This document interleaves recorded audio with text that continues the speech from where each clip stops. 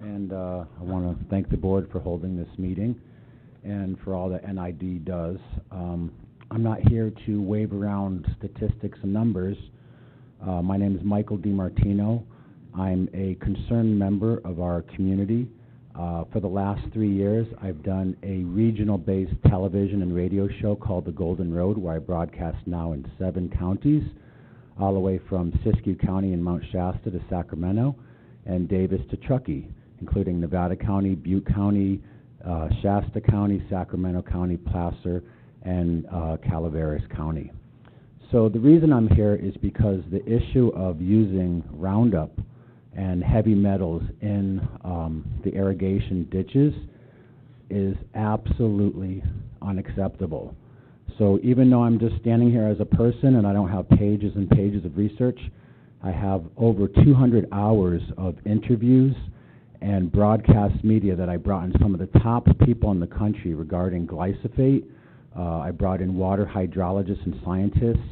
I'm greatly involved in a water testing project right now, and there's a lot of science and concern in our community about this issue. So I'm here just to simply appeal to the humanity of that. These are toxins that is affecting the health of our children and the health of our community. And if anybody wants to go to Golden Road TV on YouTube and watch some of the testimonies and the science and the research of the people that I brought in and funded out of my own pocket to bring this up to the community's awareness, you happily can do that. But most importantly, that this is a real flashpoint. You know, whether it's NID using Roundup or heavy metals in the water, or it's Crystal Geyser tapping the headwaters of Mount Shasta, where the city of Weed has actually lost their water rights. These are serious issues. This is about the vitality and health of our community for decades and generations to come.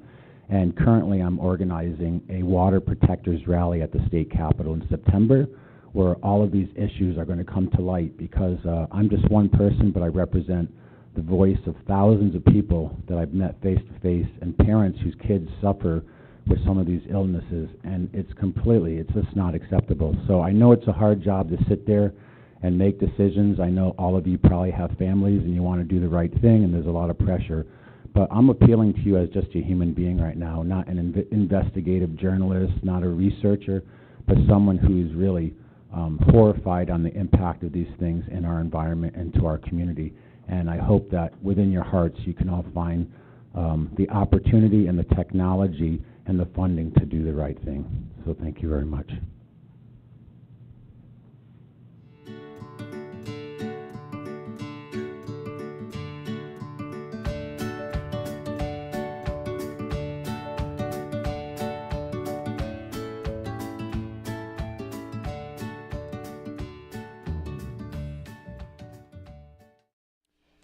Thank you for inviting us here today.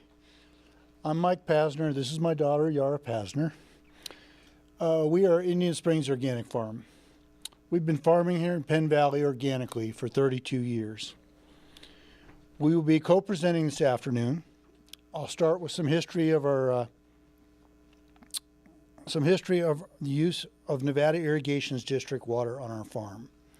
Yara will give an overview of NID's origins and the evolution of current practices, and we'll finish with potential threats and how you can help bring about positive change for health and safety. Once the farm closed escrow in 1986, I went into NID's main office here in Grass Valley to pay my NID bill. They presented me with a calendar of the days they would be shutting my water off during the irrigation season. The reason for the shutoff was a drip application of aquatic herbicides directly into the irrigation water. This seemed like the most nonsensical thing to do, putting poison directly into water. Don't the animals drink it? Doesn't it end up in the well water and the natural water system?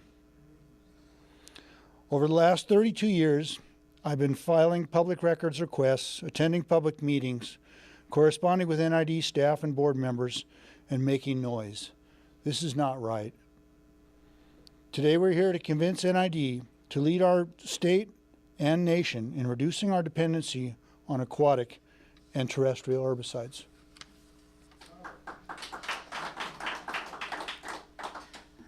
NID's water conveyance system was originally developed for miners, resulting in a complicated net of canals and reservoirs that were dug for the temporary purpose of conveying water to and from mines. Over 100 years ago, these ditches were adapted to support the new thriving economy growing in our district, agriculture. Today, there are about 475 miles of irrigation ditches in NID, and for the last 40 years, 350 miles of these canals have been treated with herbicides. Roundup is applied to the irrigation ditches throughout the year with no notice beforehand. Roundup contains glyphosate, which, as we've discussed, has been found to be carcinogenic in court for causing Dwayne Johnson's non-Hodgkin's lymphoma.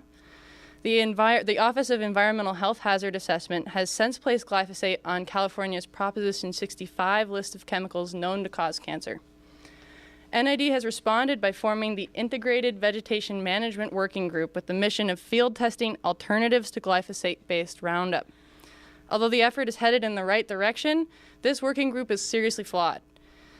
It is not open to the public, nor is it accepting recommendations from the public to guide their research, which hamstrings the working group's ability to operate with transparency and potentially to succeed at their mission. Rubber-tracked excavators are already used once a year to clean the ditch system, and we propose this method would be a suitable alternative to Roundup and the use of elemental copper. The working group is not currently considering expanding on this simple solution. Additionally, the working group is aimed only at reducing glyphosate use. NID has not invested in a program to reduce their dependency on copper-based herbicides such as Nautique, Cutrine, and Keptan, which are dripped directly into the water monthly during the irrigation season, the 6 months between April 15th and October 15th.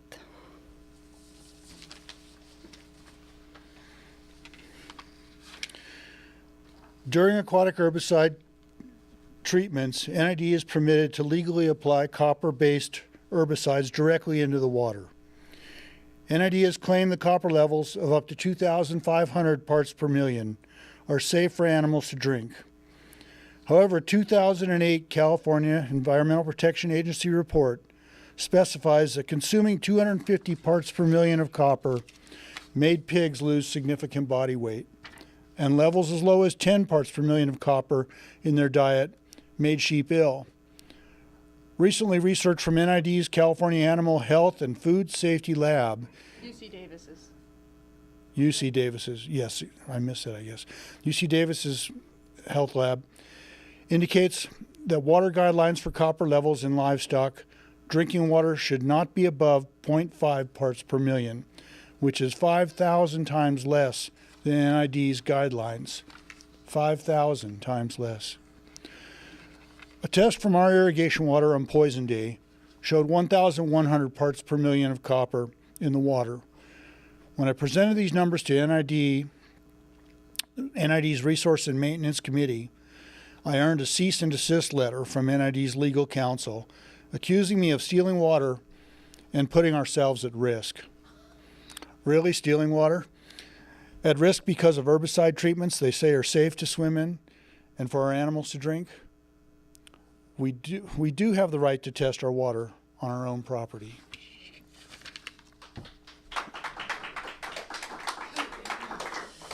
Moving forward, we are going to continue asking questions and engaging with NID to help make their public records more accessible.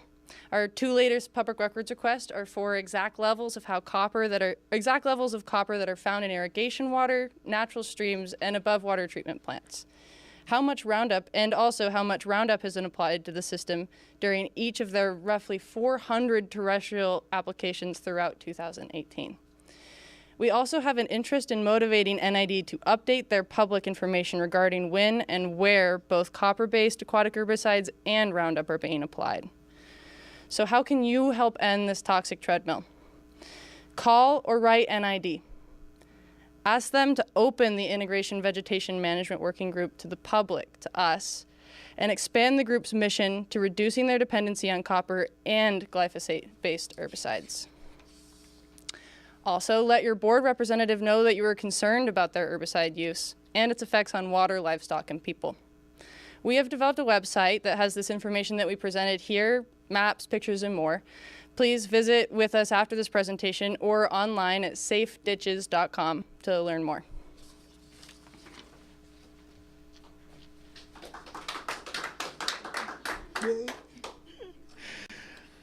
Today, NID's expansive irrigation system has provided irrigation water to farmers and ranchers for more than a century, and that service is integral to our community's rich agricultural history. NID has the potential to be an excellent steward of our community's resource, leading our state and nation away from chemical dependency.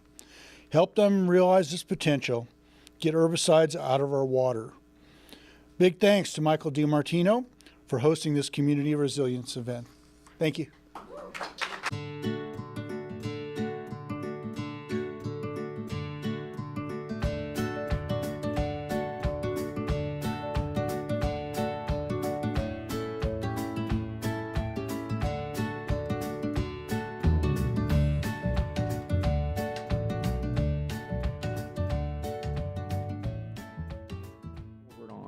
Moving forward on.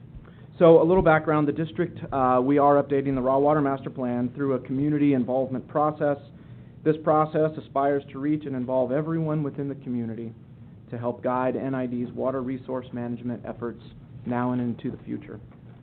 The process is intended to develop strategic options that reflect a balanced mix of community, perspectives, and values. On April 25th, 2018, the board approved a public involvement-based Raw Water Master Plan update process, and staff began to develop the process and a project team.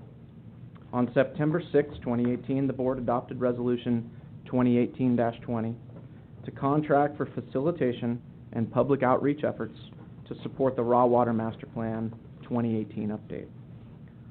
Lots of project team activities went into place during that period, and on November 14th, 2018, when it was brought to the board to vote on the Community Representatives Group's guidelines and process, that vote was tabled by the board, was voted to table the CRG guidelines process until the new board is seated in 2019. So here we are. On December 1st and 10th, NID continued two previously scheduled public outreach workshops to provide the community an opportunity to discuss the issues and concerns that they felt for long-term water resources planning. The results of those two meetings will be discussed at this presentation and are within the packet that you have in your board packet, and it's really for informational purposes only. Of course, you can ask questions about it. The board today will also be given an overview presentation of the two different options and process approaches for integrated resource water planning. Number one, the Community Representatives Group process, and two, the alternative AWWA M50 process. Both processes are based on the same guidelines and contents. The AWWA 50 process is a tested method for water resources planning for many agencies throughout the state. The M50 process manual is currently in its third edition, and it was developed through collaboration with over 40 professionals in the water agency, academic, non-government, and consultant professions. The M50 process incorporates traditional methods of developing analyses and presenting those findings to the community, similar to a CEQA-based document. The CRG, Community Representatives Group, on the other hand, is unique. It's different. It's somewhat experimental. NID's never done anything like this before. The CRG process still follows M50 guidelines, but the difference is the community involvement aspect is amplified. Through the CRG process, the community is highly engaged and will take an active role in the development of integrated water resource planning alternatives. The CRG process has community engagement and participation as a leading principle, while seeking commitment on common understanding of water needs and the community trust. From the beginning, the CRG process seeks to offer ways for multiple community identities a chance to participate in a balanced way and contribute directly to the process. NID is currently engaged in the CRG process. Those were the first couple meetings that we had in December. And now staff seeks direction from the board on which approach to take moving forward, the AWWA M50 or the CRG process approach. I'm going to introduce Mr. Jim Crowley, who's the program manager for the raw water master planning process, to go through the presentation with you. And I would ask that we hold all of our comments and questions to the end of the presentation. It's roughly 15 or 16 slides, and then we can follow up with comments after that. How's that? Greg, is Yes, it sir. fair to say there seems to be an element of getting off to a bad start, and we're taking a step back to come at it again with this? I think it's fair to say that the first two meetings were Well, but you're going back for, you're saying Sorry. this M50 50. versus the community base. Yeah. So we just want to make sure that's what we are going to do, kind of thing? So kind of stepping back and coming at it again a little bit? No, not necessarily. Not necessarily. Well, this is Because we had a couple meetings, so I'm just curious. Sure. So here we are. It really is the community engagement process that we're looking to go forward with. So it did sound a little biased in your presentation there. Okay, Sure. so because that's what we've started, that's what you'd like, or, all right. good. It is what you will decide on today. But this, right. this other is an alternative. This other is a stated alternative that the state and many agencies throughout the state have been using for quite some time, the AWA M50 process. So this is just two different ways of engaging in the M50 process.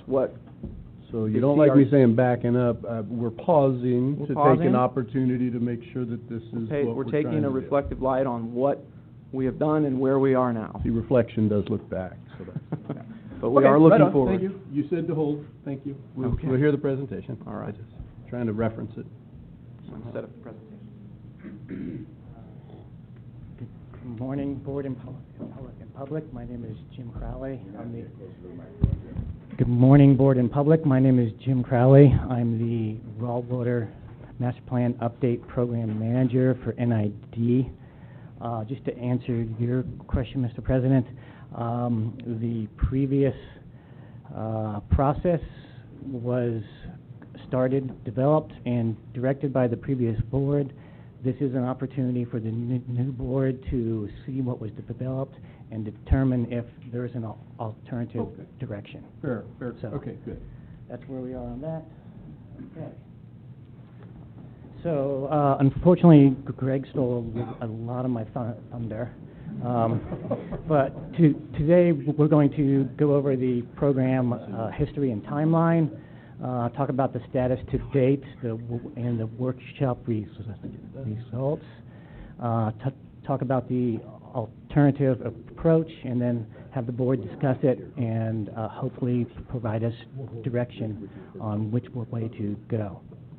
The program timeline Greg went over, started back in April, and then brought us all the way through the workshops in December. I know.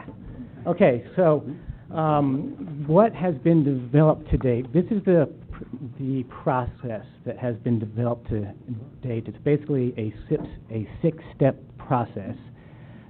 Process one is recruit and launch the community team. Process two is understand our water needs. That's going over the projected demands, projected supplies, and seeing where the shortfalls are. Process three is creating alternatives to meet those shortfalls.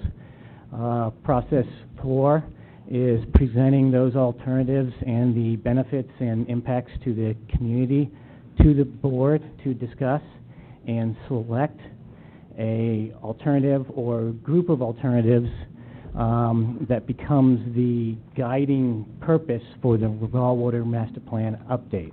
So then the Raw Water Master Plan update becomes a repository of all the technical work that was done in the previous steps, and then it also presents an implementation plan to implement the projects that'll come out of the board's vision for the future.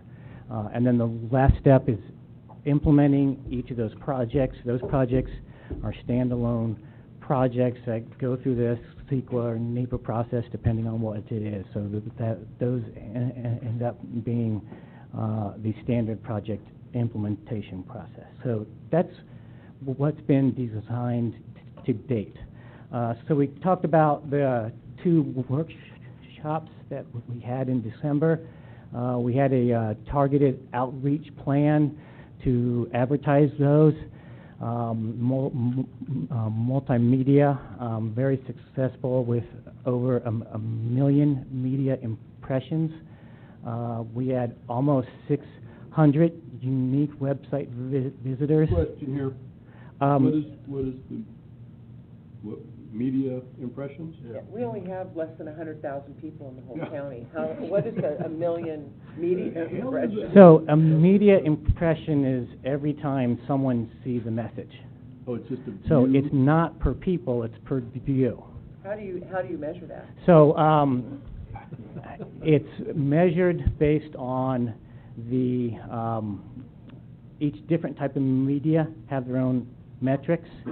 For instance, if you have a newspaper ad or a website banner, those providers have statistics on how many people click on those or click through, and those are the statistics that they give to the media buyers, which is us, to show us how many clicks we got. So they've got tracking cookies. This Tracking is your cookies, classic, yeah, they're so classic. that's on the website. Billboards have their own analysis that they provide. So, just so I understand, so as an example, if you take out an ad in our local Grass Valley paper, they have a circulation of whatever it is, 35,000. Is there, I don't know, someone's here's from the union, they could tell us, but, so then is the assumption then that all subscribers see the ad and that's how it's counted? Or is there assumption that there's some percentage? So I'm not familiar with their I'm just using analytic, numbers as an example. Yeah, I'm saying this is submitted to him. yeah, this is what's provided Oh. to us by the media companies. Oh, okay, all right, fair Yeah. enough, thank you. He's reporting a thing, but that's Yeah. what it is. Yeah. It's this internet. Okay. Cookies.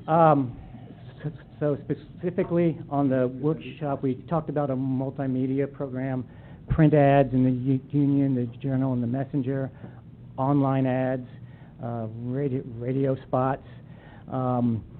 We, the project team, actually reached out to over 60 folks with emails and calls to invite them to the workshop. And then we had social media targeted outreach as well. The earned media, that's media that we didn't pay for. So we got 2 articles in the Journal, 1 in the Union, and 1 radio interview. So the results of that is we got 110 people to show up at the workshops, over 200 thoughts and concerns from the community, and each of the individual workshop reports are in your board packet, provide the details of all those inputs and ideas that the community provided. If you group them into main themes, the community told us that they want to practice integrated water resources planning. They want to protect and maintain their community traits. There's your sustainability word. They want an increased role in community, they want an increased role in decisions at NID. And they also need to understand NID's responsibilities, roles, and processes. So the workshops, the successful outcome of the workshops is the community was able to have discussions about all of their concerns outside of the boardroom in an environment where all ideas were valued and included. As Greg mentioned, you know, we had some issues. the venues were not ideal for these workshops. The content did not provide or answer everyone's questions. So we know we need to work on that. So we have here a table of the evaluation of the December 10th workshop. We had people score 7 elements of the workshop. 5 of them received a score of good or better. The 2 that did not receive good marks, what we talked about before, the meeting space and the closing reflection. So we need to provide a better context for the discussion. So, you know, we're just getting started in this process. What have we learned so far? It's a new process for all. NID side, public side. It's not what we're all used to. So we all have to spend a little bit higher level of time, openness, and patience, letting the process to develop. What we've also learned is the alternatives that were identified by the public in the workshops are mostly the same alternatives that have been considered or discussed by NID to some extent. I think what we just have to do is have that discussion with the public in order to go over the assumptions that have gone in and the analysis and alternatives. And then the third thing we've learned is, you know, we're just starting this process. Still lots of angst around it, but we feel the workshops were a good start to getting the community thoughts and concerns involved in the process. Okay, Greg talked a bit about this. The process to date is funded on the public involvement ideals of updating the raw water master plan. So to date, the thoughts and strategies behind public involvement is provide ways for everyone within the community to participate and contribute, provide everyone in the community options or ways to actually develop alternatives as opposed to just one alternative, but multiple alternatives, and help guide NID's water resources management for the future. Key to this whole public involvement process is the community representatives group, the CRG, initially envisioned as approximately 30-member group made up of different community identities. So we're looking for as many as possible members of the community to provide their values and their reasons for being in the community. Make sure that that gets incorporated into the alternative analysis. Starting very at the beginning, looking at demand forecasts and supply forecasts and developing alternatives. It is a very intensive process, no doubt about it. So we had some concerns about the effort and the intensity of the process. So as Greg mentioned, we're going to talk about the AWWA M50 Water Resources Planning Manual, developed by AWWA, which is the water industry's leading advocate. The M50 guidelines have a lot of recommendations and elements and steps that they mention should be part of a water resources plan. They're kind of boiled down to 3 main areas: program development is kind of designing the process and getting it started. 2, technical analysis, going through the demand, supply, and alternatives. And then 3 is community involvement. So we have a table here. This first table compares the recommended guidelines for program development and technical comparison between the M50 and the CRG approach. So identifying the program scope, the planning team needs, water demand forecasting, supply forecasting, alternatives analysis. You know, both approaches have those elements from the recommended guidelines. Community involvement comparison, kind of the third element of the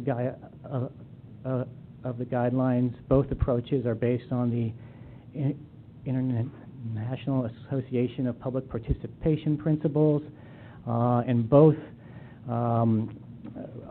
develop and define the extent of public involvement based on the program need as approved by the Board of Directors. So when you compare the 2 processes, both based on the same guidelines and principles, they both have technical analysis. So the difference is in the community involvement process.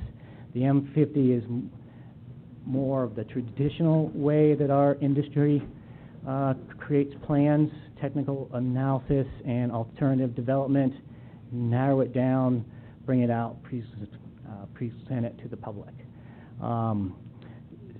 CRG brings the community in at the very beginning of the technical analysis, and they stay with it throughout. The CRG is a very time-intensive process. Requires a high level of commitment from the agency and from the public that wants to be a part of this process. So that's the main differences between the CRG process and the M50. As I started off with, the purpose of the presentation is to provide this current board the opportunity to give alternate direction on the process approach and the scope of community involvement. So at this time, if you have any questions, we'd like to take those, and eventually working towards direction from the board on a process to follow and type and extent of community involvement.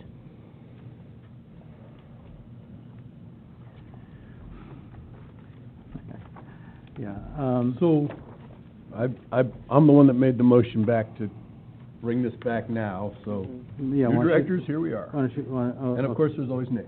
No. I You have the floor, sir. I cede the floor to you if you'd like to No, speak first. you're there. Good, thanks. So I'm just trying to get my head around how the M50 process differs from the CRG, from the CRG. My guess is, what I'm getting the impression is that there's not a lot of difference, that the CRG process could actually live within the M50 process. So the M50, I've read the M50 manual. The public process is not well defined. So the CRG process could actually work for the M50 process, and the technical aspects are rather similar. What am I missing? So I think it becomes an issue of how much and what type of community involvement. Your slides kept saying at the end, agency's discretion under the M50, and the CRG seems to define it further. Well, Or you know, there, expand on it. there is, you know, the CRG, we've had time to develop that. You know, so we've, under the current, or the past board direction to develop a community-involved update process, we went into the details of that. M50 says you should have a community process. It's important, but it doesn't say what you're supposed to do. It I think doesn't, it it says doesn't may really, vary. it doesn't specify the architecture. No. Of, okay, so It keeps saying may my vary. impression is correct. The M50 process is not very specific as to the public participation component of the process. So you could have a CRG live within either process.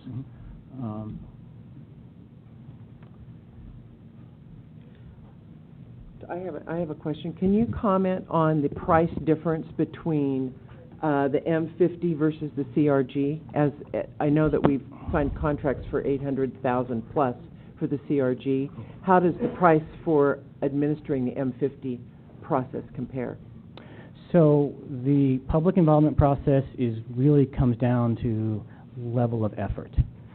So it's going to cost, the level of effort currently scoped is that cost. If the board selects to have a smaller level of effort, one would assume that that cost would go down. But with respect to the technical analysis aspects of M50, I don't see... It would be the same, Yeah. roughly, right? Correct. And one of the big differences I got from some of this is that the CRG, as it is designed, is 24 months. It's a very long process. It's an involved process. Right. And the M50 can be shorter. Is that correct? We can do, could we do that? I see our general manager shaking his head. Yeah. We could do that over a period of, say, 12 months. And by virtue of shortening the time, we could still have a robust community participation component to the M50. And by virtue of shortening it from 24 to 12 months, there could be some significant cost savings. Is that correct? I think that if you shorten the public involvement, it will have cost savings. Thank you.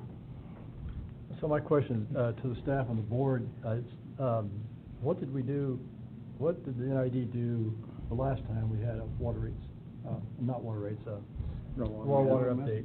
So the last in this time was process, based on an M50 model? N50 model. Yes. So that went through the process, we had experience doing that already? Yes.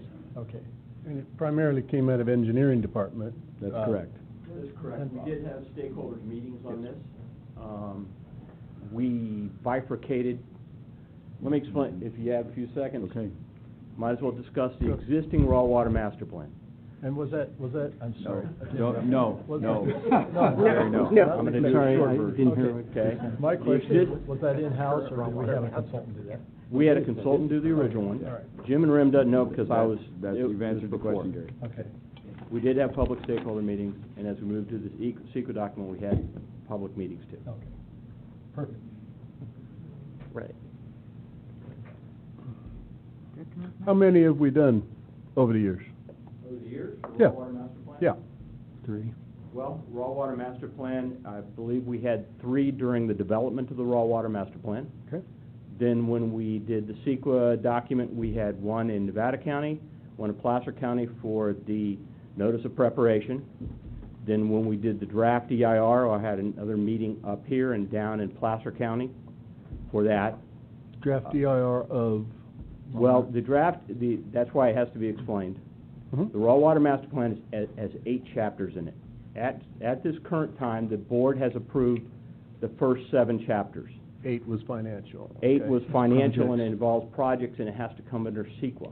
Right, okay. That CEQA document, we're to the draft EIR. It has a $300 million price tag for that work. That's where the slowdown happened. For the CEQA? No, Chapter 8. for the work. For the Chapter 8. 8. That- Chapter 8. No, we already have paid for that. So in essence, we had multiple meetings on that issue. Currently, we're operating under Chapter 1 through 7 on a lot of issues with the district, sizing of pipelines and such as that. Thank you, Gary. I have, my primary concern with the current process as it stands is that it appears that the strategic plan is embedded in this raw water master plan, when in fact I believe a strategic plan is a completely different, much higher level document. And in M50, this is the M50 manual, in the M50 manual it says developing plans, that strategic plans are action-oriented for management level decision and setting direction. And so, and master plans are to support capital improvement programs. And so if we have a strategic plan that's expired, it was from 2016 to 2018, and of course it's a, you know, it needs to be revisited. We need to decide what direction we're going, so if you don't know where you're going, any road's going to do, and we can waste a lot of money trying to figure out where we're going. And so I think we should change, I mean, I agree with everything you've said, that CRG is embedded, and we as the district, we can define how much public involvement we want in the process. But without a strategic plan that's been well thought out, that had community involvement, that was discussed by the board, so we've been in business 100 years, now we're going into our second millennium. Talk to them. Yeah. And, yeah, we're going into our second millennium. Almost. It's time to stop and reevaluate. Is what we were doing before, is it working? If it's working, let's keep doing it. If it's not working, maybe part of it's working, maybe part of it's not working. We need to step back and do a strategic plan to figure out where we're going, and then launch this raw water master plan. I completely agree it needs to be done, and perhaps the strategic planning process won't take near as long as the master planning process. But we could have some public meetings, we could get input on the strategic plan, and keep them separate documents. Don't embed the strategic plan inside a master plan. And that's what my understanding of this particular plan for water embeds the strategic plan, where we won't have a strategic plan, all we'll have is I haven't seen any discussion on strategic plan separate from the raw water master plan. Yeah, so, may I? Yeah. Okay. So just so the board's aware, we're starting our strategic planning process. The APC is leading that charge. Each one of the committees will carry their section. So that I don't think we happens in should start the 2019. raw water master plan until we've finished our strategic plan. I think that we need to know the direction we're going before we spend a lot of time on the master plan. And also this plan for water, and the public involvement process, I'm 100% for. But the terminology, pathways, when I hear a path, and I'm an engineer, so, you know, my vocabulary is limited, but I go, is that a strategy? Is it an action? What is it? And so it's not common language. It's not, and this says use plain English. Just call it what it is. Say it. I want to speak clearly and plainly so any person can understand what it is we're doing. So what would you like? To suspend and do a strategic plan first? That's what I'm hearing you say. That's my recommendation, is to suspend and do a Well, strategic I plan. don't want to put more words in your mouth. That's what Okay. I said. That's what I said. Okay, You summarized, you heard it correctly. a lot of words. Yeah, I want to review for a moment the way things happened. When we did a strategic plan in 2010, we did a raw water master plan and adopted chapters 1 through 7 in 2011. 2013. Or 2013? 2013. Okay, 2013. 5 years. One of the outstanding conclusions of that raw water master plan was that in a multiple dry year scenario, we were flat out of water after 3 years, even while imposing stage 5 drought restrictions. So that's even, I don't know, what does that do to ag? Is that 50% ag, 50% urban, or is it 100% ag, 50% urban in stage 5? I forget. But it's a really severe level of drought contingency planning, and we're flat out of water after 3 years. Okay, so we kind of noodled that recommendation. That was adopted by the board. It was not objected to by any member of the public, so that is the adopted plan, and that's the data that is out there.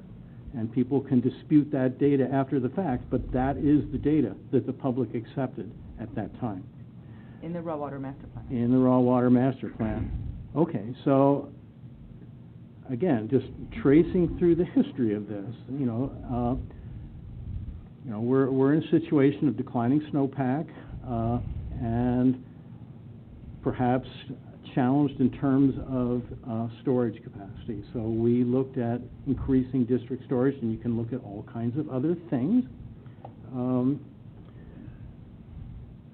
Meanwhile, there are some data that were not really included in the 2013 Raw Water Master Plan. I think our understanding of the impacts of climate change have become much clearer in the interim, and therefore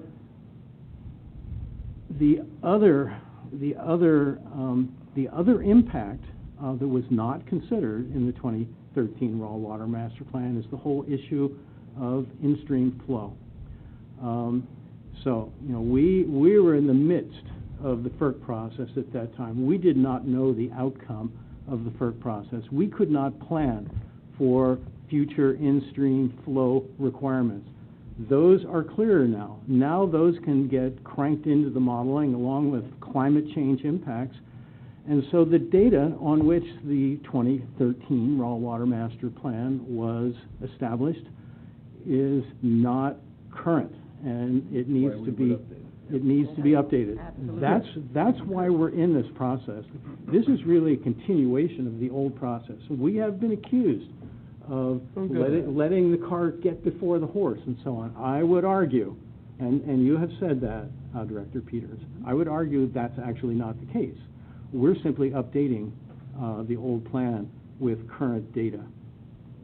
So are you advocating for continuing the Raw Water Master Plan process in lieu of or before the strategic plan?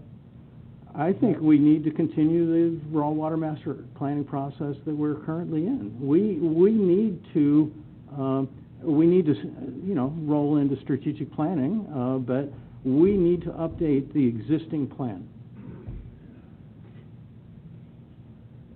Yes, I agree, Director Wilcox. I think that the difference is that, like, as you mentioned, there's a lot of technical work that has to be done, that we need to prepare, and we can be preparing that technical work. We can be working on incorporating, looking at the models, including the climate change, and this. We can do that technical work while we're doing the strategic plan and defining how we want public participation and setting it as part of this other process. I mean, we could do that. They can be done together. It's not saying we have to linearly do them, is my point. So I have no problem with rolling into another strategic planning process, but I think we need to continue on the track of updating the current Raw Water Master Plan with data that we currently have. You know, the current Raw Water Master Plan is outdated. One of the things that has changed, and Rem can confirm this or not, is that you know, we were looking at a 3-year critically dry scenario in the current Raw Water Master Plan. The state is now requiring us to look at a 5-year sequence. Is that true? That is correct. Okay, so we need to... Five dry years? Five or 5 critically dry years. Yes, critically dry. You know, the worst case scenario that we have experienced is the 76-77 period, which is 2 critically dry years. The likelihood of a 3-year critically dry sequence occurring is real. The likelihood that a 5-year critically dry sequence could occur is also real. And I'm not sure how we get through the 5-year sequence. I'm just not sure. I mean, we have serious issues confronting us. I'll get off my soapbox. Well, let me weigh in. Oh, is that okay, Mr. President? Yeah. Okay, thank you. Open discussion. Thank you. So I think I agree with everybody. I agree we need our strategic plan. I agree we need to continue our Raw Water Master Plan. Absolutely, we do. I think what we're looking at here today is what is the mechanism to do that? Whether it is the $800 to $1 million cost of the CRG 2-year that, or if it's something else that we can get done in a little shorter time with hopefully a lot less money. And I think that we can include a little bit more robust community involvement, because I believe we must have the community involvement. We must have our stakeholders at the table. We must have members. In fact, what I'd like to see and discuss with General Manager yesterday is some kind of like town hall type things where each one of us goes into our divisions and we bring in people from the varying divisions who all have different interests. You know, Director Peters has more ag folks, and you know, you have a pretty mix of ag, and you know, and I have, you know, a different demographic. And it would be nice to bring those people in rather than just say, you know, I think your thing said you sent out 60 emails to people who signed up. I sort of feel like if we're more proactive, we would maybe get more inclusion. And, you know, the other thing is, I don't think we have time to wait for 2 years to get this thing done, honestly. I don't think we need 2 years to do it. I think we can do it quickly, more efficiently, and cheaper if we do some other process. So, there you go. And I would, you know, I would applaud a process that could be done quicker and easier and cheaper. Well, the M50 one says it is. I don't know. Well, the public, it might be done a little quicker. I'm not sure in the end that you win if you try and do a quicker, easier, cheaper process, because we're criticized no matter what we do. And if we opt for a quicker, cheaper process, we'll be criticized for that.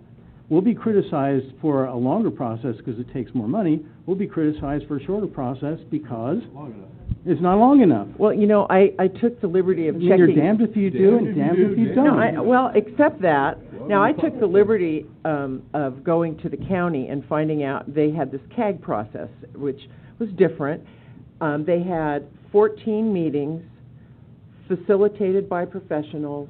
They had 25 members of the CAG, the Community Advisory Group, and the county paid $138,000, and it was about an 18-month process. I know we have someone here who was on that CAG process, and I think there might have been a couple of others. And I'm not saying it was perfect. I'm not saying everybody was happy. The truth is, we're probably not going to make everybody happy no matter what we do. But given that we're talking about raising rates, given that there might be discussions about other ways in which we can spend the money, I think it's worth looking at some kind of combination that you know, $800,000 is just a burn for me. I just have to say, it's just a burn. On the subject of the $800,000, I'm confused about whether there would be additional costs or not in addition to that already. Okay, if we went to the 2-year process versus the 1 year, if we do a 1-year process, do we get money back, or Well, so what's included in? we what's would included? renegotiate the contract. We renegotiate. I think if the board Renegotiate. selects the M50 process, What's that? we will rejigger our plan for water. And so the savings would be in the contract scope of work modifications to the consultant team, Okay. right? So the M50 does a few things. It does have a public process. We would engage in that public process. It does define, it better defines our course, right? The CRG was completely experimental. We were trying something way outside the box. Bringing us back into the M50, we still have a public process, we still have those mechanisms, but we have more control, I guess is a better way to say that, more understanding and more industry standard around us.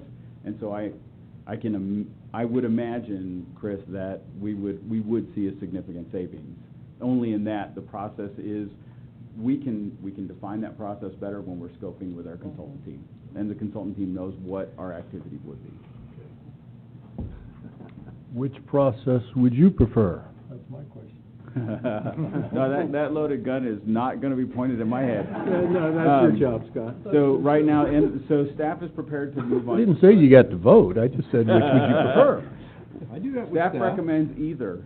I asked that yesterday, and he gave me the same answer. I'm not going there, so. This is a big decision. I recognize that. Staff is prepared to do either, and we can do either effectively. One gives us more industry standard around us, around the board and around the district. The other is truly experimental, and it talks about trying to develop this idea, this concept of a community group that is leading the decision process and is educated as we move into the process, which interestingly enough, Director Peters, is in Chapter 2 of the M50, where they're talking about you can either engage the public on the front end, and yes, it takes a lot longer and it costs a lot more money, or you can engage them in the end, and it's shorter and it can be painful. Or you Right, can do or some combination of the That's, two. and I think that's where the M50 can Yeah, help us. is right. To say, we recognize the two bookends in this process, let's strike for a middle ground, following the middle way, or seeking the middle path. And I think, to your point, Director Beerwagen, it will be cheaper, right? We would be shortening, I imagine, the timelines that we would be operating on. So it boils down to how cutting edge and how experimental we want to be, right? Yes, sir. Okay. I don't know about cutting edge, Okay, because maybe I not think cutting- they both take, experimental. I think the experimental part, Rem, is about the community engagement piece. All the rest of it is the same, is that And correct? So there's Technical so stuff. Technical technically, stuff yes. is the same. Yeah. But it's how we drive that group. The pathways concept allows the community to select multiple pathways to present to the board, multiple solutions, multiple strategies, to get us out of the problem statement. The M50 process is a standard facilitation process. We'll be driving, that group will be driving towards a final recommendation to the board and a plan. I don't think they have to be at the exclusion of each other. I think we can Right. have public meetings to solicit input on what strategies, say, these are the strategies we came up, do you have any others? Do you think there's better ones? We could have a public meeting that does that. I Absolutely. don't think they're at odds, that they can't both. They're Right. just different in the end product. The end product, a presentation to the board is a single item or is many items for the board to decide on. But why would it have to be limited to one item? Why couldn't there be? Well, It doesn't the have to be. The M50 process is a process. Right. Just like the CRG process. It just has, it has an understanding around it. But if we gave direction to whatever consultant was doing it for us, we could say, we don't want just one pathway, to use that Sure. language. We want, we want to see a menu of possibilities, Okay, right? sure. Okay, The menu has dollar signs attached to it. understood. And if the Right. pathway is a strategy, let's call it a strategy. Well, I honestly don't think that one strategy does it. Right. This has got to be a multiple strategy solution. I mean, just looking at it in broad terms, I mean, there's demand-side solutions and supply-side solutions. I don't think we can achieve our objective, which simply stated is replacing lost snowpack. I mean, that's the underlying situation. I don't think we get there with either a full supply side or a full demand side solution. And so, so it will be a menu. It will be a menu for sure. And we need the process to define that menu. And you have to have the technical work in the process to define the value of each proposed pathway in terms of real water produced. And I've said that before. But in the end, that becomes the issue. Because, if we've lost 100,000 acre-feet of snowpack, which in round numbers is fairly close, I think. Would you agree with that, Rem? Yes. Right. Then, whatever that smorgasbord of solutions that we come up with has to sum total to 100,000, or we are in serious trouble. I think that's the bottom line. So, I'll just say, I don't have a preconceived notion on which we go. I very much want to hear board member input on this. And my only concern is that we get to the same point either way, and at a reasonable cost and in a reasonable amount of time, without shortchanging the public input. And I know that we're going to be criticized for whatever we do, for, you know, basically steamrolling the public. Oh, well. Well, I don't know that shortening the process is steamrolling the public. I would It will be, disagree. it will be perceived that way. Accusatory. Could be used. It could be used that way, or it could not be, depending on how much inclusion there is, right? And I think, I agree. yeah, and I think this board wants to include the public, and wants to include the community, and wants to include stakeholders to the maximum extent possible. Would that be correct? I would agree with that. Okay. I have no problems with that.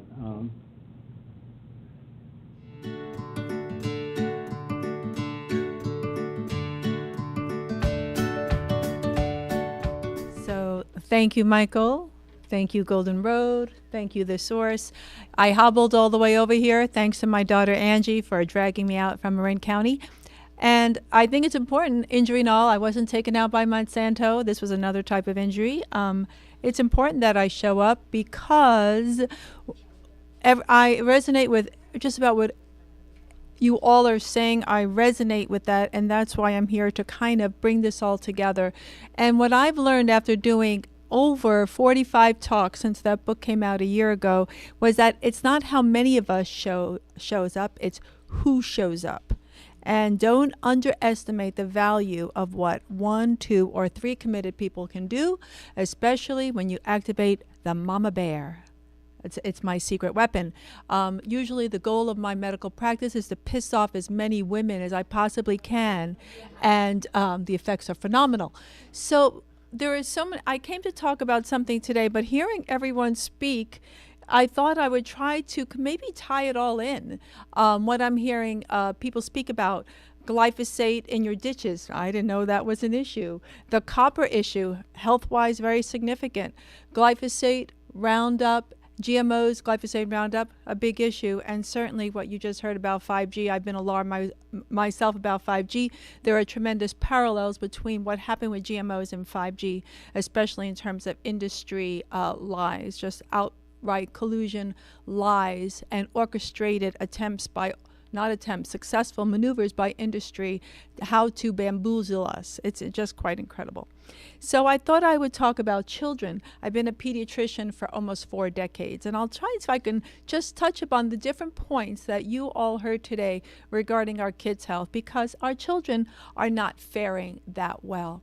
I'll throw out a few statistics because I'm an MD. I love stats, and people seem to believe me more when I talk about statistics, especially you science folks out there who don't want to hear me talk about homeopathy, for example, one of my other passions.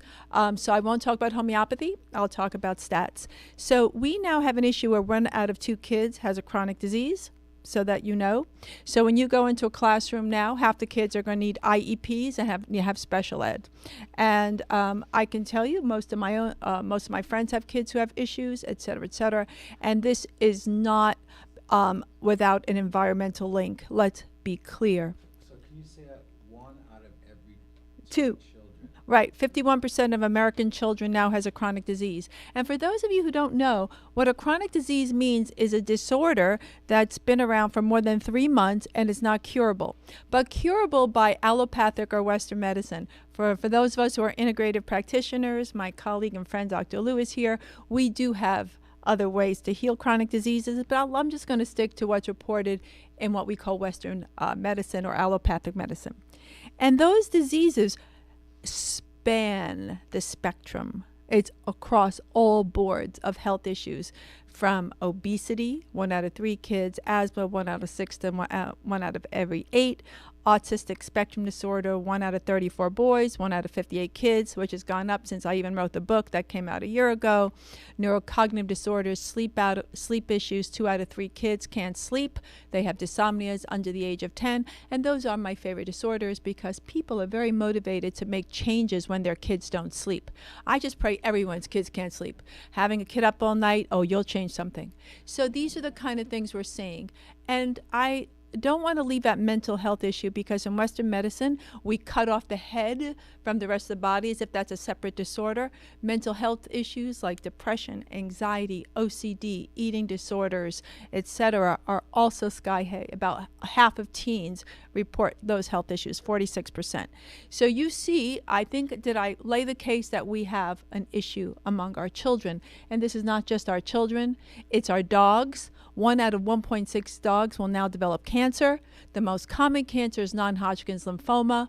My own last dog died of non-Hodgkin's lymphoma, and the reason why you and I know why that is, because that is the leading tumor associated with Roundup. And Mr. Dwayne Johnson, our hero, unfortunately has a very aggressive form of non-Hodgkin's lymphoma. And since Mr. Johnson's case came up, there's been about 9,000 lawsuits filed against Monsanto, now Bayer. So this is changing.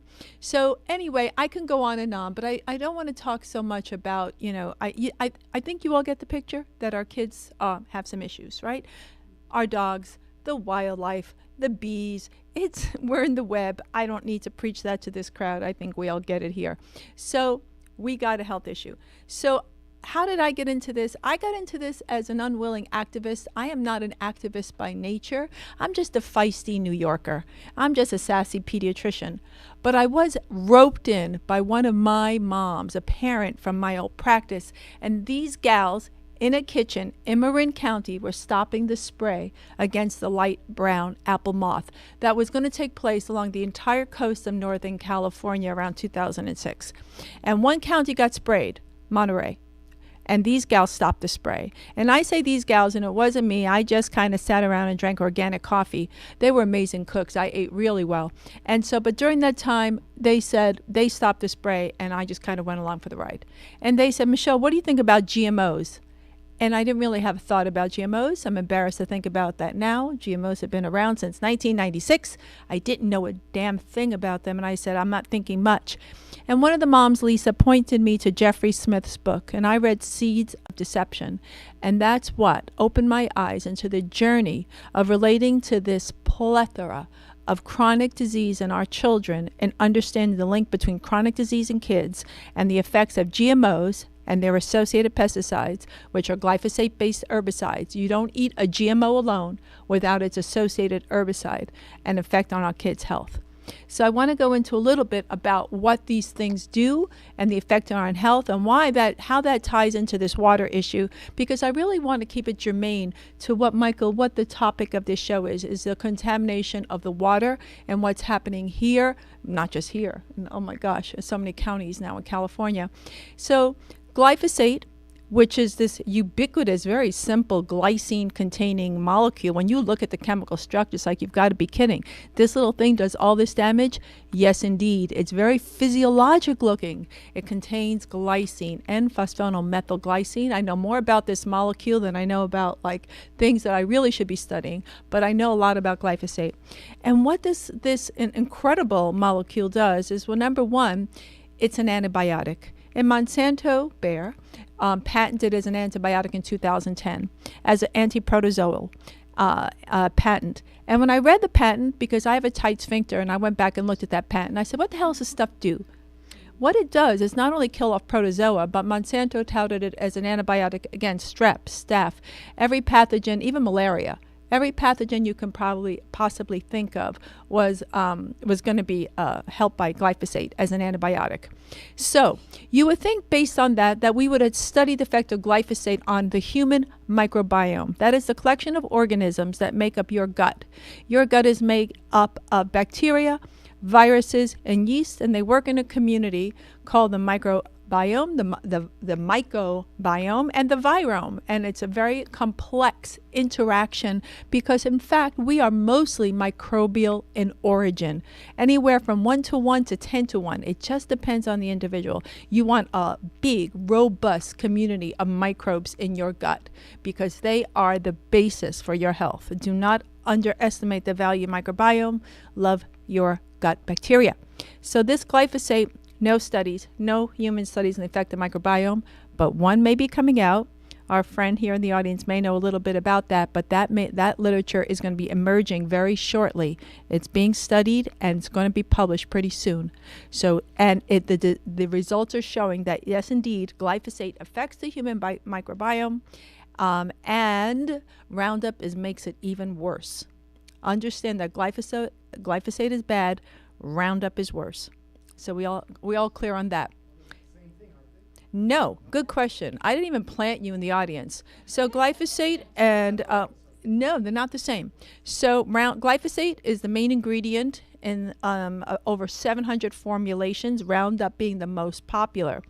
What every company does, whether it's Bayer, Monsanto, Syngenta, Dow, they add inerts. Now, notice I put my little fingers waving in the air. Those inert are not so inert. For example, in Roundup has something called POEA, and what that is a surfactant, and surfactants break down fat. And where you have fat is in your nerve cells, for example, and cell membranes, your mitochondria and the cells. So what those surfactants do is break down the cell membrane so the glyphosate can enter the cell and make it yet more toxic. So Roundup has been shown to be way more toxic than glyphosate alone.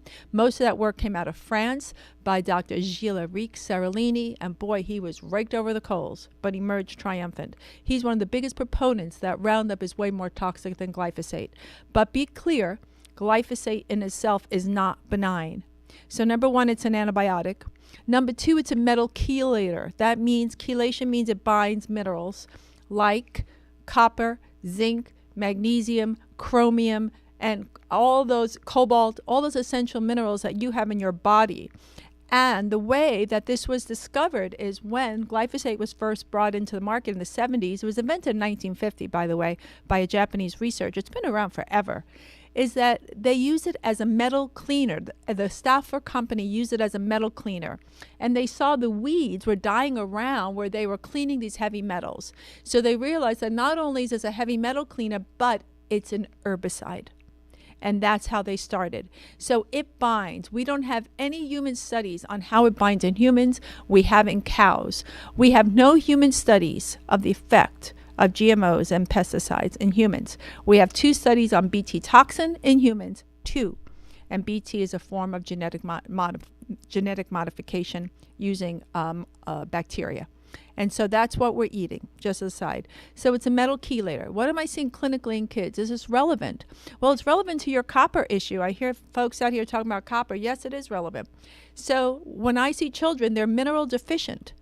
They look clinically mineral deficient. They have these little white lines on their nails, these little horizontal lines. They have ridging on the sides of their tongues. They have coarse, dry hair. Clinically, you can look at kids and see that they're sick. You don't have to even have a laboratory. It's called physical exam. Oh, wow, that's crazy. You actually examine a child, and you see that they don't look well. So what we do is when you check them and you do some lab work, because men want to see data, so I show the dads the numbers are low. These kids, you cannot operate your brain without magnesium and zinc. And kids are low. When you restore their nutrients, they get better. Amazing. Clinical medicine. It's amazing. That's using minerals, okay? Our children are deficient, the dogs are deficient, the soil's deficient. We're all related. So this is the other thing that's going on. Copper, just so you know, because I hear so much talk about copper, I didn't plan to come talk about heavy metals because we do need some copper to run our bodies. But copper is in a very nice relationship with zinc. So when you have too much copper, it drives down your zinc. And you need zinc to run about 250 reactions in your brain. And so if you have a kid who's zinc deficient, you better look for mental health issues. So when you have kids who can't focus, who have depression, who have anxiety, why don't you check their mineral levels? And we've known this for over 100 years. It's called orthomolecular medicine. Dr. Abraham Hoffer in the 1930s studied this, and it's a big field of medicine that most pharmaceutical-based medicine will not want you to know, because minerals are not patented, they're cheap to treat. One bottle of minerals will cost you about $8, last you about 2 months, right? You know, I won't go down that road. You don't want to take me down that road. No, this is not conspiracy theory, that's just reality. Is there a way people can get their minerals tested? Ooh, indeed they can. I think after I speak, I'm going to let Dr. Lou talk about it, because she is a freaking master with the oligoscan. Oh my gosh, she did mine. Not pretty. Thank you, Dr. Liu. I'm a work in progress. I'm always working on my own health. But yes, we work on this together. A couple more things that glyphosate will do, and then I'll move on. It blocks one of the key detoxification pathways in your body called the cytochrome P450 system. So we can't detox. Our kids are toxic. They can't detox. They already have diminished detoxification. And GMOs also reduce their ability to detox by reducing something called glutathione, the master antioxidant in their bodies. Separate research, separate stuff. I don't want to go into the GMO pathway. I want to stick to glyphosate and Roundup because I think that's really relevant right now to your show, what you folks are doing and what we really need to focus on. You heard about the carcinogenic issue. It was labeled by the World Health Organization as a class 2A carcinogen. It would have, which means probable, it would have been an absolute carcinogen except they didn't study it in humans, just animals and rats. And that's why it's a 2A and not a class 1 carcinogen. If they had done the human studies, they would have shown that it was also a carcinogen in humans as well. I just wrote a paper, The Effect of Pesticides on the Microbiome and the Link to Childhood Leukemia. It's going to be out on my website, www.gmoscience.org, and you're not going to find this anywhere else.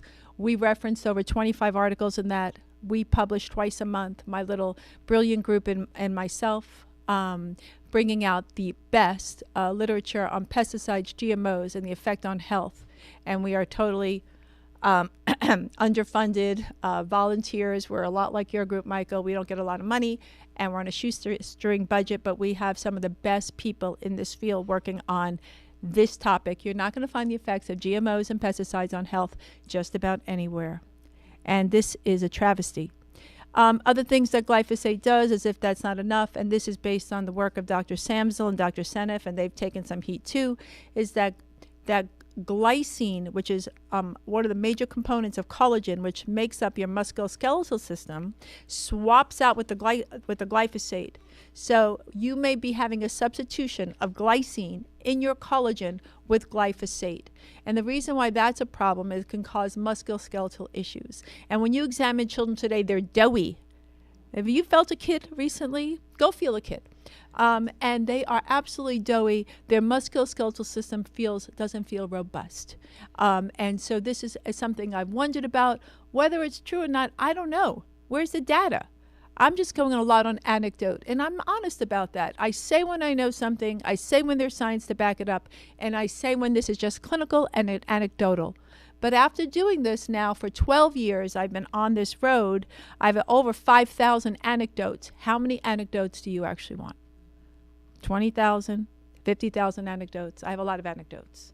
So I see something once, I see it twice, I see it 3 times, and I know I'm onto something. And this is called clinical acumen. It's called clinical experience. So that's what the problem with the glyphosate is. And you heard a little bit about copper and the zinc balance that I'm concerned about in your environment. And the last thing I want to touch off is regulators only measure high doses of glyphosate. And we now know that dose does not make the poison, that you have an inverse curve at the bottom of very low levels of glyphosate. Actually, the best study I saw was on Roundup. So it kind of goes like this. There's a curve, right? X, Y. My daughter would be so proud. I remember those linear graphs. But look, going right up, more glyphosate, more toxicity. Let's use Roundup, more toxicity. But at the very bottom, there's an inverse U where there's toxicity at very low doses. And those are doses where parts per billion, where your endocrine system work.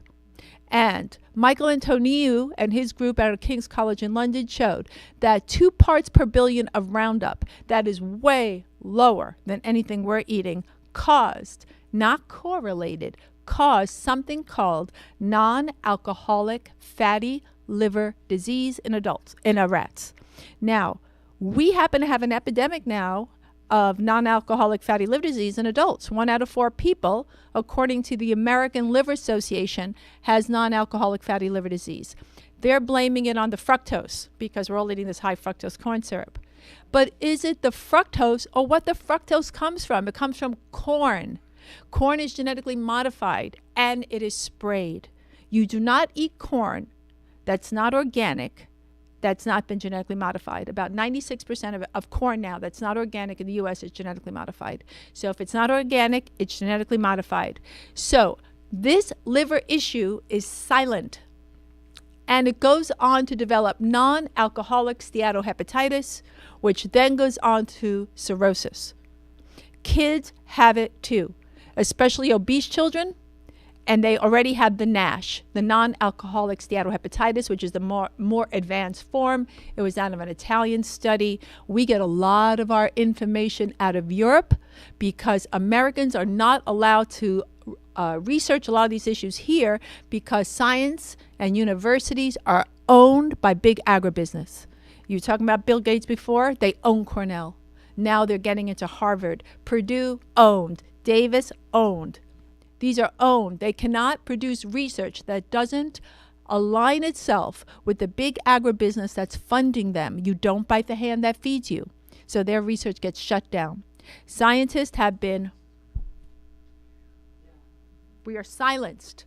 If you want to watch a good video, we produced a video about this on our website. Feel free to take it and use it. And it links what we find to tobacco industry.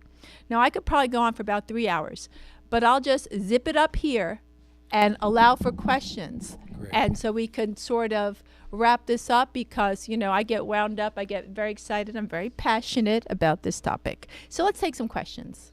Yes.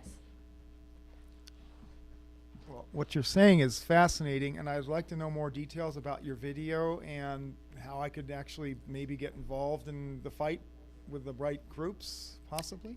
Woohoo! Do you have Yeah. You know, I'd like to know your website and all that information. Absolutely. Would love to give it out. Good. Yeah. So, Before I leave. well, before we leave, we'll get you that information. Maybe Michael can put it on this, The Source. Thank you. Thank you. And if you go to our website, www.gmoscience.org, we have a section called videos, and we produce this video, and it's a great video. It's a great teaching tool. And I'll give you that information again, and you can get it from The Source and off our website.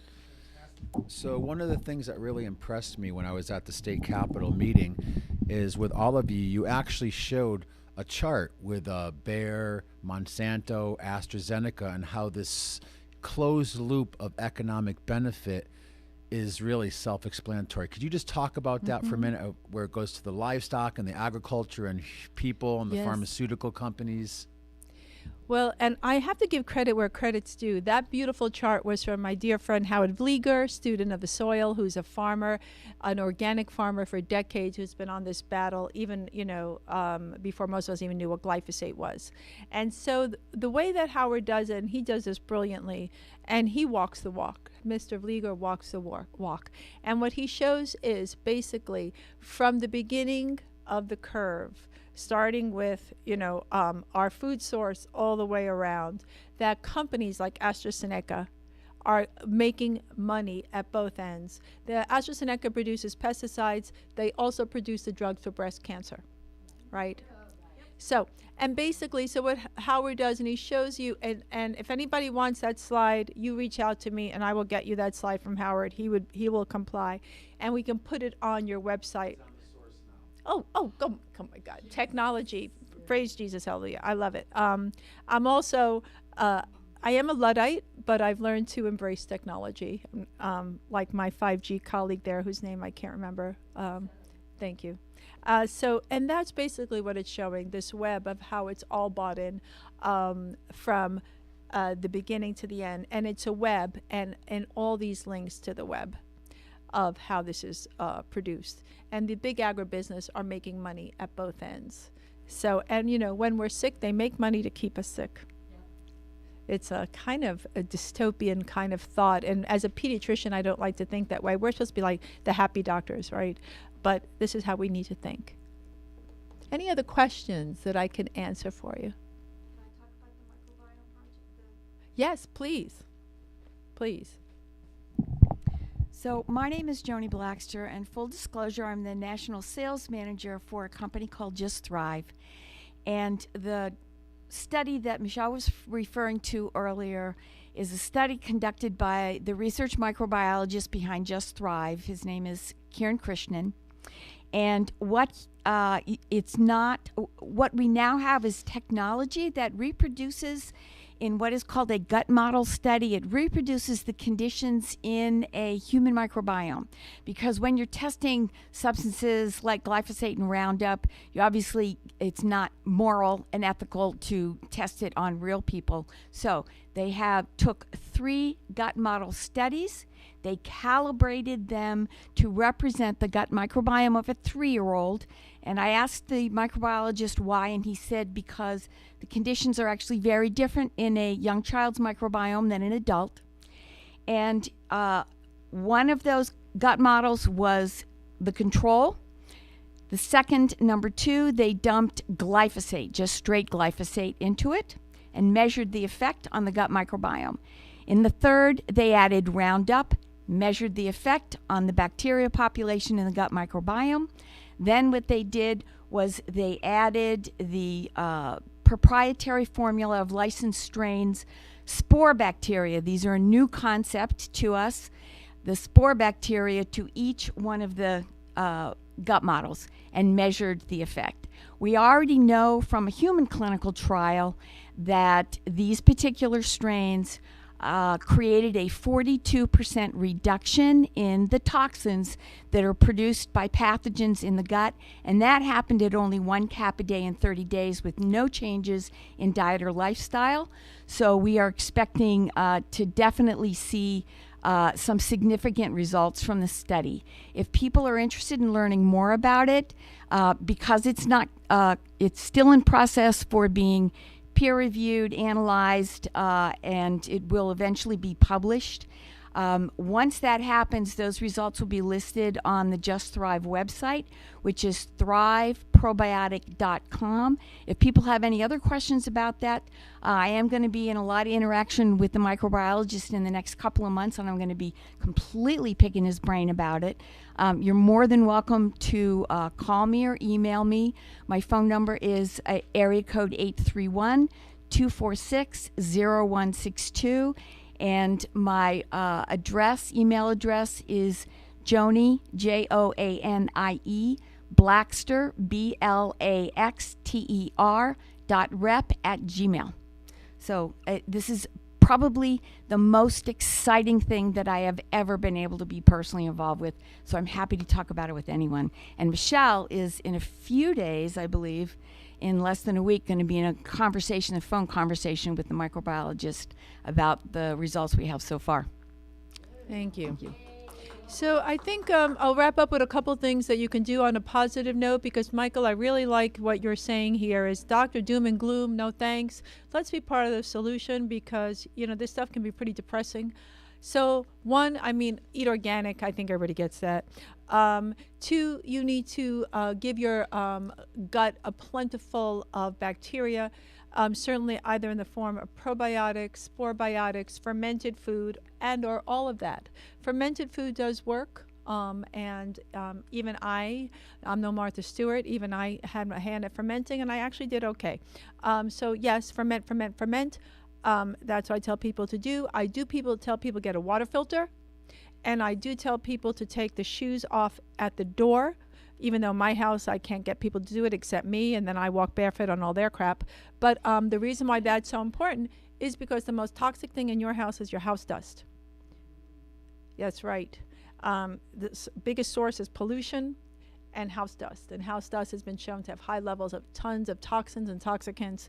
And so just by taking your shoes off, you reduce the toxic load for yourself, children, and your pets. And having had 3 dogs now with cancer, I'm very sensitive to this issue, but this is indeed true. So those are kind of simple things that you can do at home. I used to tell people, put your money where your mouth is and just shop organic. That was enough, but that is not enough anymore.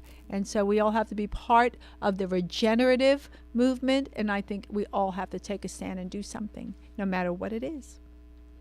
Thank you.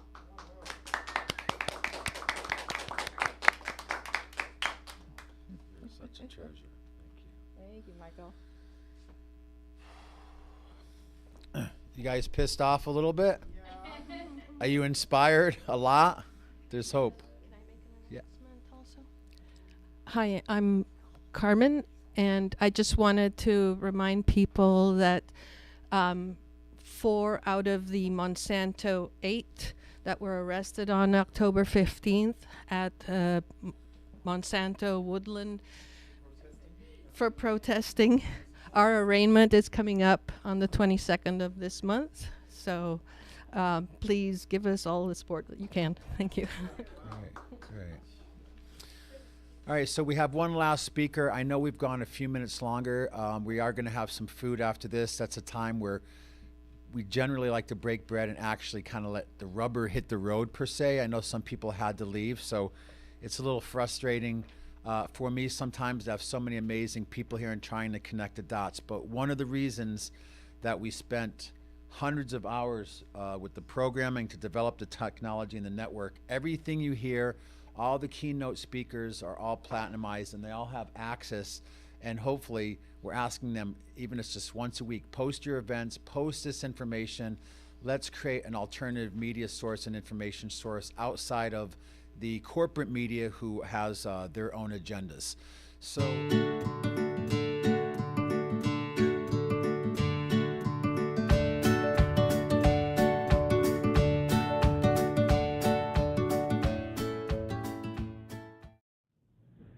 Hi, George Olive, Nevada City.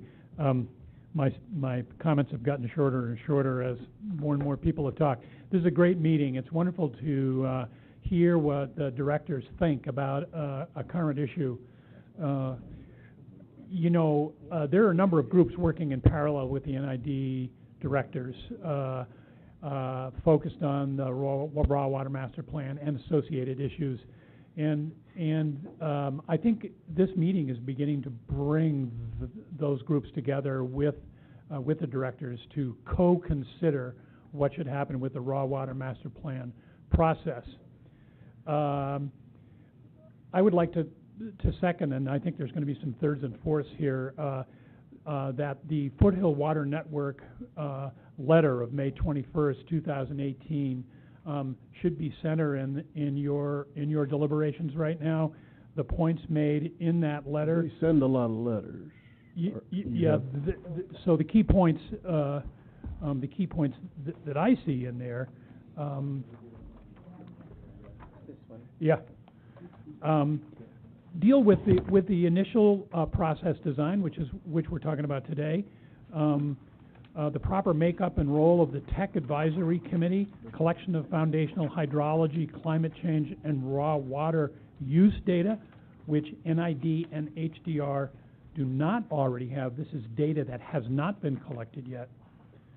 I had originally thought I was going to come up here and urge the directors to consider a third option, which was to back all the way up to step one and start over again.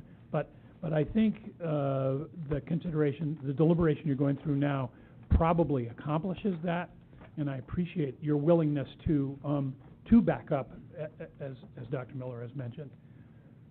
The reason I think reconsideration needs to be entertained is, as others have said and will say, that the initial steps taken in the process did not consider involvement of the correct, knowledgeable stakeholders. So the correct set of people were not consulted in some manner to get the Raw Water Master Plan process going. The process as drafted also creates too much separation between the CRG and the TAC, as Mikos mentioned. NID and HDR have too much control of the data. Current NID data, especially around population growth in your service area, climate change, and actual raw water need are incomplete. More data needs to be collected, which you guys have already talked about. There are applicable proven planning systems, such as the WEEP model, that could be brought to bear here, that could be helpful in your preparation to restart and collect better data. And lastly, the Centennial Project, this was my original point, the Centennial Project has prejudiced this process, pulling the data compilation in a particular direction to make the dam and a reservoir look like the best idea. So until the Centennial Dam is officially abandoned, the project is abandoned to the legal extent possible, that prejudice is going to continue to be in the process. So I would urge the directors to reconsider the plan for water and find ways to take advantage of the expertise and systems that are available in the community. Thank you.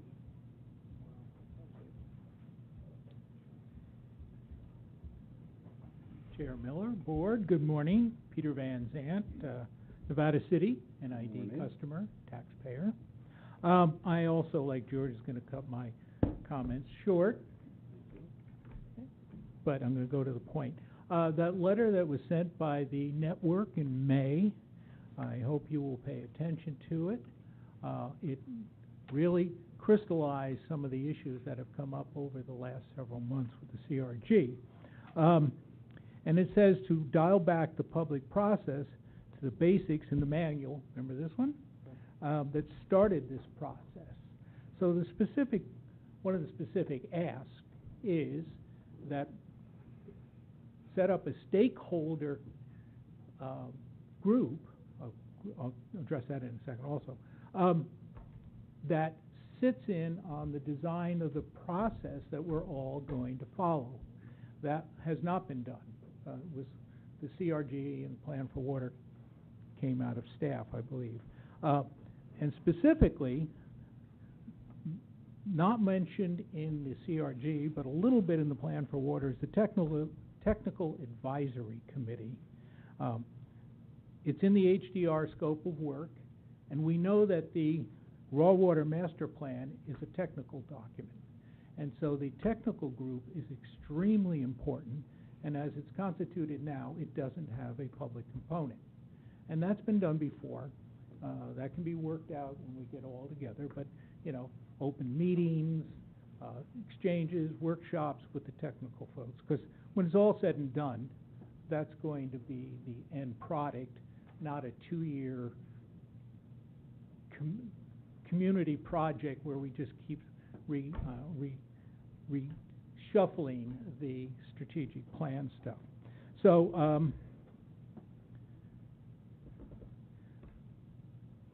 trying to cut this out. Okay, and stakeholders. I think you know the network has been involved with a lot of watershed projects. Circle is a science-based organization. That's how they do their watershed work. Certainly we would be stakeholders. Certainly the ag community's got to be at that first table. And probably the local water managers in town, Grass Valley, Nevada City, Lake Wildwood, I'm not sure. A lot of expertise there and a lot of interest in what NID does. So, just summing up, the network, Circle, supportive of this process. We want the Raw Water Master Plan to be done right, and that is the document going forward. Personally, I like the idea of taking out the strategic plan part from the technical part. It seems to make sense. So, however you do that, please do it right. Thank you.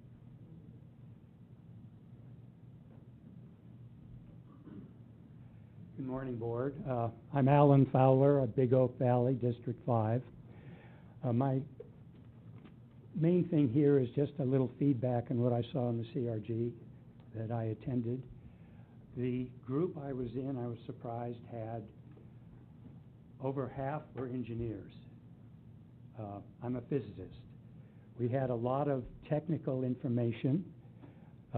Lots of good ideas came out of my group. And I looked at the summary, and the summary were just platitudes. We need more water. We need sustainability. None of the hard ideas came through. So I think the CRG needs to be reevaluated and try and look for people with hard ideas. There are a lot of people here that have really good ideas. I buy 41 inches of water a year. I don't want to see it go away. Thanks.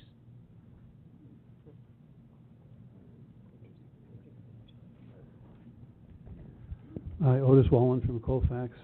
Just to remind that for over 30 years of my life, I was a facilitator, did strategic planning processes, multi-stakeholder stuff, including a $500,000 8-year process with Santa Clara Valley Water District on their major strategic effort. So these comments come from that perspective.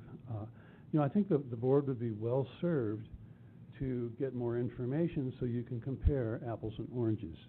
The AWW plan is a good framework for planning. It's excellent.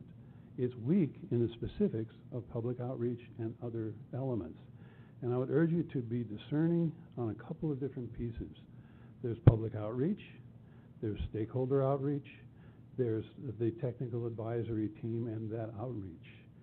I'll speak a little bit more about the public outreach a little bit later. With regard to TAC, you have one TAC planned in the CRG. It strikes me that if you need technical information, the different kinds of information are just wildly varied. And you're not going to get good information unless you have climate change experts telling you about climate change. Demand reduction experts in urban talking about that. Demand reductions on the rural side talking about that. Groundwater storage, TAC talking about that. Surface storage talking about that. You can't get the same technical person because they're so highly focused to talk about all of those things. You need stuff on all of those different directions. With regard to stakeholders, the groundwater recharge stakeholders from Sacramento County and Western Placer are going to be very different than the surface water stakeholders and the effects of that and all of those things. Demand side stakeholders, your customers, and that's going to be a different stakeholder group.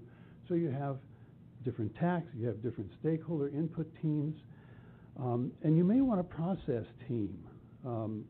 People who are informed about what does good facilitation look like to help you.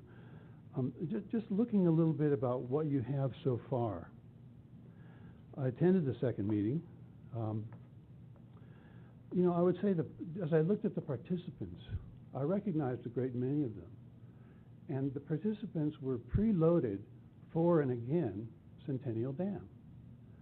You had a very highly controversial thing out there, and so when you called for public input, it was the already polarized public that responded.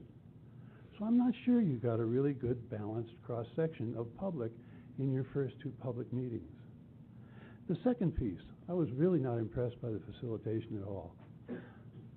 My facilitator was extremely novice and clumsy. I heard that comment from a number of others. I was not impressed by the process that they used. Wildly gathering all ideas and then trying to narrow it down and then focus it into these areas, as Mr. Fowler pointed out. If you try to do that with a random bunch of cross-section of public in 45 minutes, you are going to fail. And I think the product failed.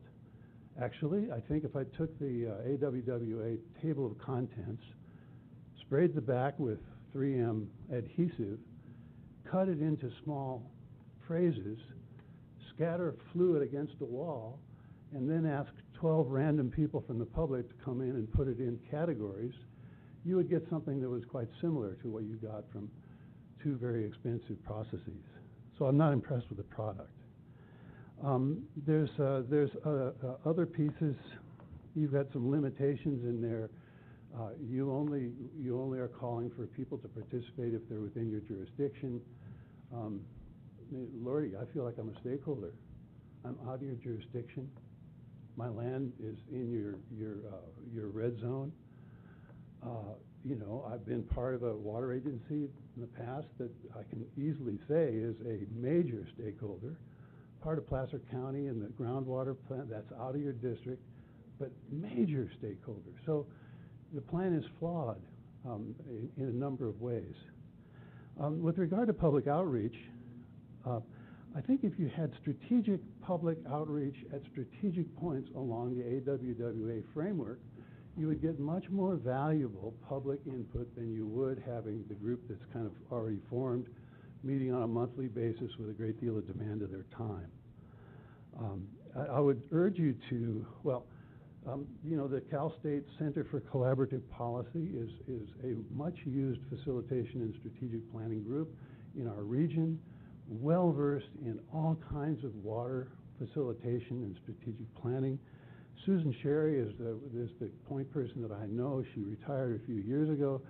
She may be available in her retirement as a consultant to actually say, what would the AWW plan look like if you actually did an elegant process of public participation at the strategic moments, maybe 4 meetings over 16 months.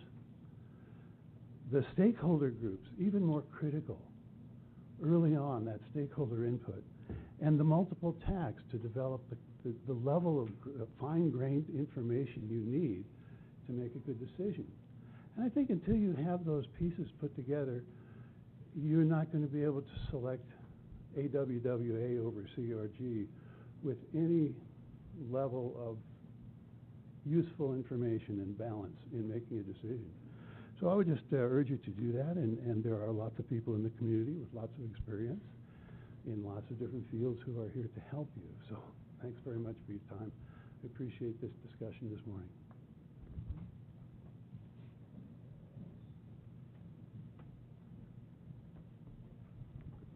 Good morning, board, staff, public. My name is Ashley Overhouse. I'm the policy manager at the South Yuba River Citizens League, also affectionately known as Circle.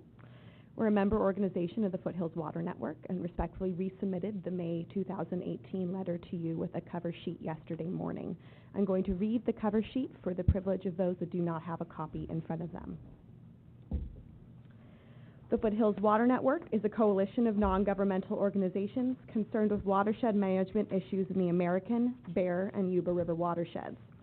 Given the network's experience and observations of early efforts by the Nevada Irrigation District's implementation to update a raw water master plan update process, the network respectfully resubmits the attached letter for consideration by the recently seated board directors, relevant staff, contractors, and the public. NID's raw water master plan update process is a challenging undertaking and deserves a robust and open process to assure a credible outcome. While many individuals and interested organizations are considering engagement with NID's process, significant disappointment has been registered about its implementation. The network believes the recommendations in the May 2018 letter should be incorporated. Most important among them is the need to establish a fully representative stakeholder group at the beginning that helps guide the formation of the process itself. Stakeholders must trust the process in which they engage.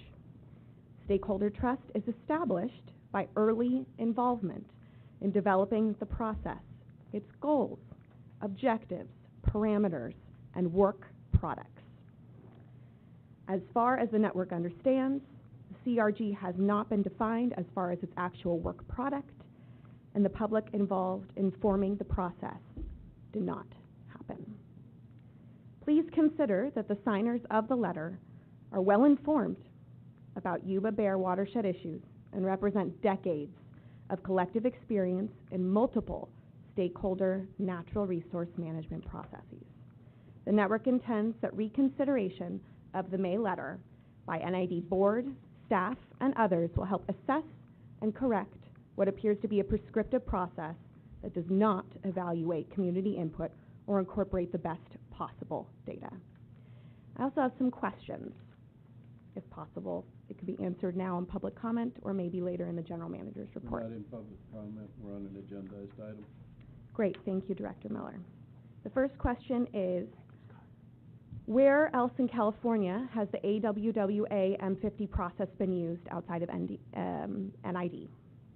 They mentioned that it's been used throughout the state in the presentation. We would love to know examples of other water districts in California that have used that process. Question number 2, slide number 3 in the presentation, bullet number 3. What were those facilitated exercises that helped form that process? Were they public? The network was not aware of those facilitated exercises that helped form this process. Question number 3, depending on how the board votes or its decision today, what are NID's next steps with the technical components of the raw water master plan? We are especially concerned about the original scope of work for HDR and the formation of the Technical Advisory Committee that was included in that original scope of work last year. Question number 4, have you consulted state and federal agencies about this process, invited them to this meeting so they could hear about this plan for water update and your consideration about different processes when you are considering public involvement going forward? Thank you so much for your time. So, please stay. This isn't public comment, this is an agendized item. Great. So, who might address some of those answers? Item number 3 sounds like our vendor. The first one sounded like the general manager. So, I don't know exactly, I don't know what other jurisdictions have used M50. That wasn't where we prepared ourselves. The facilitated work was internal to staff as we started to prepare the external stuff. No other outside entities were invited to this meeting as this is a board decision. Bullet number 3? That was facilitation was of staff. Oh, that is. To get staff team in there. Is that number 3? Number 3 was. That was number 4. Mm-hmm. Next steps is the board will decide M50 or CRG. After that, staff will start working on the work product that we can bring back. So where'd the M50 come from then? It was not been used by anybody else. It has, I don't know who it is. We just don't know who's used it. Okay?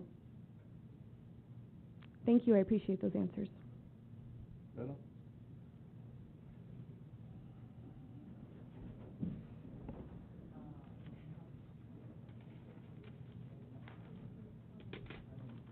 So, again, my name is Michael DiMartino from Nevada City. I am an investigative journalist, and again, as I spoke earlier, I did start my own regional show dedicated to the Sacramento River watershed to look at all of the issues that not just affect Nevada County, but affect all of the people who are also upstream and downstream, because besides the county, we are also a interconnected bioregion, and all of these issues deeply affect the region, not just here in Nevada County. Once again, with a world of respect and appreciation for what NID does. Over the last couple years of interviewing over 300 individuals and organizations, I've come to realize how disconnected our community really is, and how many people are working in silos and can only understand and see what they see. So I want to commend the speaker who came before me, who said there are a lot of people in this community who have a lot of knowledge and effort to assist, I think, in the process. I will say that the CRG is an important component to this new plan, because public involvement is the basis of our democracy. And transparency in a day and age where we can see how many people have expressed discontent by the lack of public involvement is pretty prolific in any area you look, whether it's economics, environment, whatever it might be. So I commend you in having the vision to involve the community in these discussions. And again, transparency is key. One of the things I was a little bit horrified to find out, even though I think it was an effort in the right direction, is the cost of the bureaucratic process of drawing together information in these CRG processes. I think as someone who has, for the last 2 years, hosted and paid out of pocket to host these public forums on a monthly level focused on what's called community resilience, and resilience is now a new buzzword. Resilience is looking beyond sustainability. It's actually looking at regeneration using methods of thinking like permaculture. How can we restore our groundwater? How can we create our environment or co-create with nature to have a better system than the way that we've done things over the last 150 years per se? So there's a lot of new science and technology and a lot of amazing, hundreds of people I believe and know in this community that I've interviewed and identified that I think could be great resources that probably would be happy to donate some of their time and efforts without having to bring in external consulting firms. And I'm not trying to dog anyone in their efforts or whatever their business is and how they get their paycheck, but I think that this is a real issue that a lot of people who have the background, and just hearing with the representative from Circle, it's very obvious that a lot of people want to be involved in the process. So looking at that process, I don't think it's going to take 2 years. I think if there was a realistic public forum where even a month from now, because I do forums every month, we could get really the educated stakeholders to the table to talk intelligently about the science and about the research and to offer some really practical ideas as opposed to the process, how it went. I did go to the second meeting in Auburn, and although I thought it was a lovely idea to see, you know, hey, I'm Farmer Bill and I want more water, those kind of inputs, I think that can be really time consuming and can cost a lot of money, as we've heard. So just to wrap up, I want to be where the rubber hits the road, okay?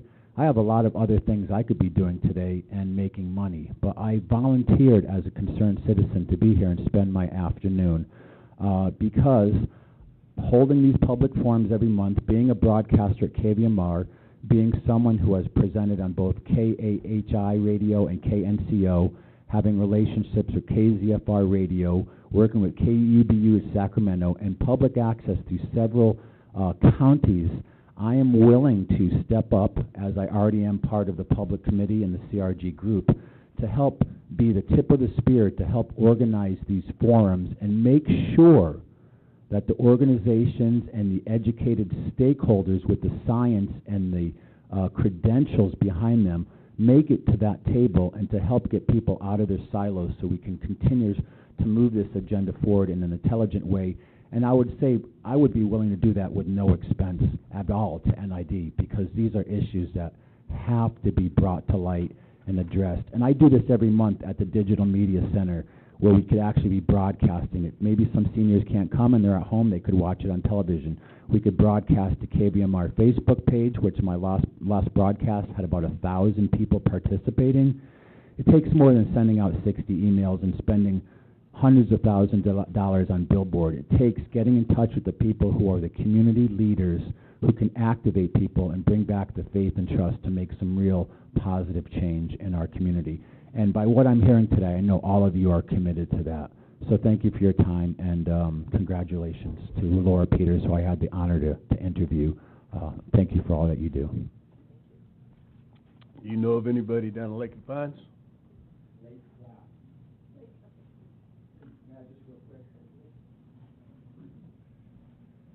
Do you know anyone in the Lake of the Pines?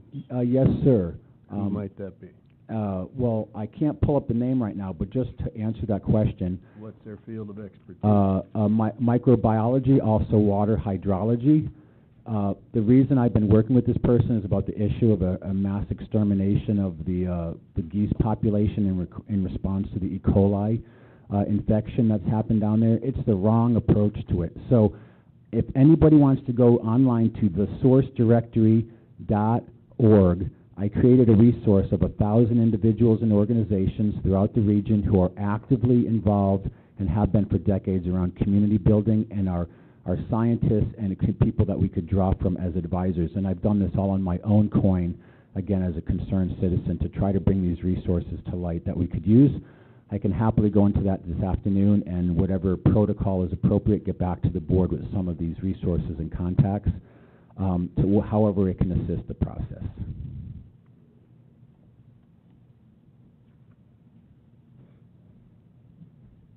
Good morning, Board. My name is Tracy Sheehan, Foothills Water Network.